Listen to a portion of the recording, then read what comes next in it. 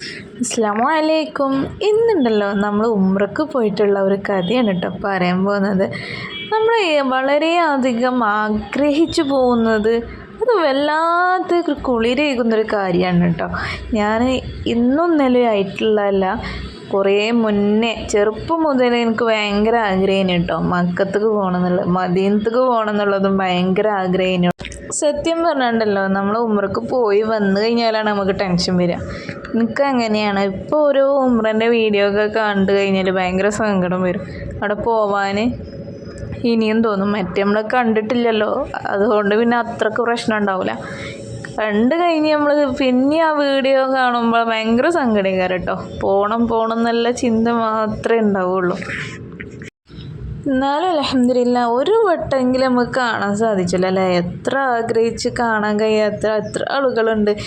ഇതൊക്കെ വളരെ മൊമെൻ്റ് ഉണ്ടല്ലോ, ഞാൻ ജീവിതത്തിൽ ഏറ്റവും കൂടുതൽ സന്തോഷിച്ചൊരു നിമിഷമാണ് കേട്ടോ ഈ കാണുന്നത്. പിന്നെ ഇത് സഫ മറവിയാണ്, അവിടെ നമ്മളെ ടീമാണ് കേട്ടോ ഈ പോണ ഈ പച്ച മക്കനെയാണ് കേട്ടോ ഞങ്ങളത്. ഇതൊക്കെ വളരെയധികം കുളിരേകുന്നൊരു കാഴ്ചയാണെന്ന് പറഞ്ഞാൽ അതൊന്നും പറഞ്ഞറിയിക്കാൻ കഴിയൂല. അതൊക്കെ പോയി അനുഭവിക്കുക തന്നെ വേണം. ശരിക്കുണ്ടല്ലോ, നമ്മൾ ആഗ്രഹിച്ച് പോണവരാണെങ്കിൽ കഅബ കാണുമ്പോൾ ഒരു നിമിഷം അവർ കരയും, അത് ഉറപ്പാണ്. കാരണം എന്ന് വെച്ച് കഴിഞ്ഞാൽ നമ്മൾ വിചാരിക്കണ പോലെയല്ല. ഞാൻ ഫോണിലൊക്കെ കാണുമ്പോൾ ഉണ്ടല്ലോ കഅബ അത്ര വലിയതായിട്ടൊന്നും എനിക്ക് തോന്നിയിട്ടില്ലേനു, ചെറുതാണെന്നുള്ളതാണ്. പക്ഷെ അവിടെ പോയി കാണുമ്പോൾ ഉണ്ടല്ലോ അത് വല്ലാത്തൊരു ഫീലിംഗ് ആണെന്ന് കഴിഞ്ഞാൽ ഒരു വട്ടമെങ്കിലും നമ്മൾ പോകണം കേട്ടോ. ഇതേട്ടോ അറഫ മല.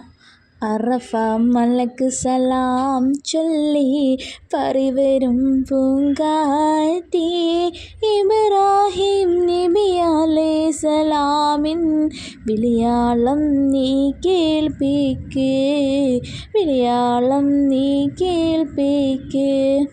ഈ ഒരു പാട്ടൊക്കെ എല്ലാവരും കേട്ടേക്കൂല്ലേ. പാടാനൊന്നും അറിയില്ല, എന്നാലും നമുക്ക് പാട്ട് പാടാൻ ഇഷ്ടമാണല്ലോ.